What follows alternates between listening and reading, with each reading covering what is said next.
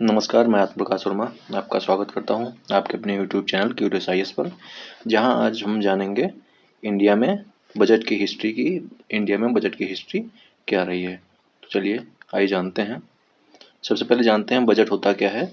Budget is an estimation of receipts and expenditure of government of India in a financial year. जानते हैं हम financial year कहाँ से कहाँ होता है। 1 अप्रैल से 31 मार्च तक हमारा जो होता है फाइनेंशियल ईयर होता है इंडिया में, ठीक है। और जो बजट शब्द है वो कहाँ से डिराइव्ड हुआ है, एक पुराना फ्रेंच वर्ड है बजट, इसका मतलब होता है छोटा बैग, ठीक है। उससे जो ये वर्ड है बजट वो डिराइव हुआ है, ठीक है। अब देखते हैं कि भारत में पहला बजट जो है वो कब इंट्रोड्यूस किया गया था। तो ये इंट्रोड्यूस किया गया था 1860 में ईस्ट इंडिया कंपनी की तरफ से। जो ये जेम्स विल्सन है, ये इकोनॉमिस्ट थे स्कॉटलैंड के। उन्होंने 7 अप्रैल 1880 को 1860 को ब्रिटिश क्राउन की तरफ क्या किया था, ये जो ईस्ट इंडिया कंपनी थी उसकी तरफ से एक बजट जो है वो इंट्रोड्यूस किया था, ठीक है। फिर आते हैं रेलवे बजट की बात करते हैं कि 1923 तक क्या था कि जो रेलवे बजट है और ये जो जनरल बजट होता है, जनरल गवर्नमेंट स्टेटमेंट होता है, जो फाइनेंस स्टेटमेंट होता है, वो एक साथ जो है पेश किए जाते हैं। उसके बाद क्या हुआ, विलियम एकवर्थ कमेटी बनी, ठीक है। 1920 के बाद बनी थी, संभवतः 21-22 में बनी थी विलियम एकवर्थ कमेटी, जिसके रिकमेंडेशन के बाद क्या हुआ, 1924 से जो रेलवे बजट है उसको जो जनरल गवर्नमेंट फाइनेंसेस हैं उससे अलग कर दिया गया, ठीक है। तभी से एक अलग रेलवे बजट जो है वो इंट्रोड्यूस किया जाने लगा, ठीक। चलिए बढ़ते हैं अगली स्लाइड पे। फिर आते हैं हम संविधान में क्या प्रावधान है। हमारे जो भारतीय संविधान है उसमें बजट को लेकर क्या प्रावधान है।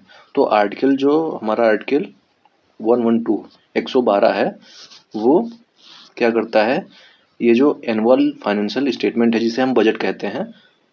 नॉर्मली क्या है कि हम लोग बजट कह देते हैं, लेकिन संविधान में हमारे कॉन्स्टिट्यूशन में उसे एनुअल फाइनेंशियल स्टेटमेंट कहा गया है, ठीक है।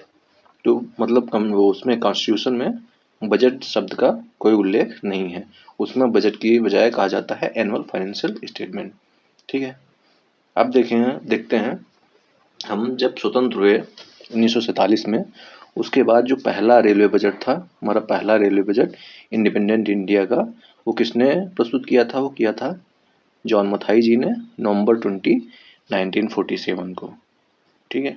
फिर आते हैं रेलवे बजट में क्या हुआ, इसमें भी क्या हुआ, जैसे 1924 से जो रेलवे बजट था आम बजट से अलग सेपरेट हो गया था। उसके बाद क्या हुआ, 2016 में क्या हुआ, ये लास्ट बजट था रेलवे का जो अलग से प्रस्तुत किया गया था। उसके बाद क्या हुआ, 16 के बाद जो रेलवे बजट था उसको यूनियन जनरल बजट जो है उसके साथ मर्ज कर दिया गया।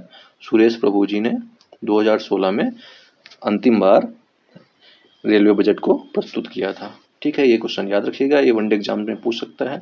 बाकी आगे देखते हैं। The first general budget of independent India was introduced by R K Shanmukham Chetty, ठीक है। जो आर के सन्मुखम चेट्टी जी थे, उन्होंने जो इंडिपेंडेंट इंडिया था उसका पहला जनरल बजट 26 नवंबर 1947 को पेश किया था, ठीक है। फिर अगला फैक्ट देखते हैं क्या है। अगला है C D. Deshmukh was the first finance minister who prepared the budget in Hindi too, ठीक है। सी.डी. देशमुख साहब पहले ऐसे फाइनेंस मिनिस्टर थे जिनके कार्यकाल में क्या हुआ, जो बजट है वो हिंदी में भी क्या हुआ, पब्लिश होने लगा, ठीक है। इससे पहले क्या होता था, 1955-56 से पहले क्या होता था कि जो बजट होता था सिर्फ इंग्लिश में ही वो प्रिंट होता था, उसके अलावा किसी और भाषा में नहीं होता था। तो 1955-56 से क्या हुआ, जो सी.डी. देशमुख साहब जी थे उन्होंने इसको हिंदी में भी क्या किया, प्रिपेयर करना शुरू किया, ठीक है। फिर आगे चलते हैं। आगे देखते हैं कुछ फैक्ट्स और। मोरारजी देसाई जो हैं वो जो है उन्होंने सबसे ज़्यादा बार यूनियन बजट जो है उसको प्रेजेंट किया है, ठीक। कितनी बार किया है, 10 बार किया है। और वहीं पर उसके बाद दूसरे नंबर पे आते हैं जिन्होंने सबसे ज़्यादा बार यूनियन बजट को प्रेजेंट किया है, उसमें दूसरे नंबर पे हैं पी चिदम्बरम साहब, इन्होंने 9 बार जो है जो यूनियन बजट है उसको प्रस्तुत किया है। ठीक है, फिर इसी क्रम में जानते हैं जो शॉर्टेस्ट बजट स्पीच, जो सबसे छोटी बजट स्पीच थी वो 800 वर्ड की वो डिलीवर की गई थी हीरा भाई मुल्ली जी भाई पटेल द्वारा 1977 में, जो सिर्फ 800 वर्ड की एक स्पीच थी। ठीक है, फिर आते हैं 1991 में पास किए गए बजट को, जो जिसे प्रस्तुत किया गया था डॉक्टर मनमोहन सिंह द्वारा। उस समय क्या हम जानते हैं भारत की जो इकोनॉमिक स्थिति है वो काफ़ी नाजुक थी। उस समय इन्होंने 1991 में जो बजट पास किया था उसके द्वारा क्या किया गया था कि इकोनॉमिक लिबरेशन किया गया था। जो लाइसेंस राज था, ठीक है, उसको जो है ख़त्म किया गया था, लाइसेंस राज को ख़त्म किया गया था और इकोनॉमिक लिबरेशन जो है वहाँ से उसकी शुरुआत हुई थी, जिसके कारण इसे EPOCH होता है, इपोकल बजट के नाम से जाना जाता है। ठीक है, क्योंकि यहाँ के बाद से ही हम जानते हैं LPG, ठीक है, LPG जो चेंजेस आए थे, मतलब लिबरलाइजेशन, प्राइवेटाइजेशन और ग्लोबलाइजेशन, ये जो रिफॉर्म हुआ था ये 1991 में जो बजट आया था उसके द्वारा ही किया गया था। ठीक है, फिर आगे आते हैं कुछ जो रिजीम थी जो बदली 1924 से। देखिए क्या है, 1924 से 1999 तक जो बजट है वो शाम को 5 बजे तक क्या होता था, प्रेजेंट किया जाता था। ठीक है, और वो फरवरी का लास्ट वर्किंग डे होता था। लेकिन 2000 में क्या होता है, जो उस समय के फाइनेंस मिनिस्टर होते हैं यशवंत सिन्हा जी, जो कि भारतीय जनता पार्टी की गवर्नमेंट में फाइनेंस मिनिस्टर थे, उन्होंने क्या किया, बजट को जो है सुबह में 11 बजे पेश करना स्टार्ट किया। ठीक है, अब बस जानते हैं इससे जो लास्ट हमारा फैक्ट है आज का उसके बारे में जानते हैं। जो बजट 2021 और 22 में हम जानते हैं पैंडेमिक का वो टाइम था, उस समय निर्मला सीतारमन जी ने पहला पेपरलेस बजट जो है वो इंट्रोड्यूस किया था।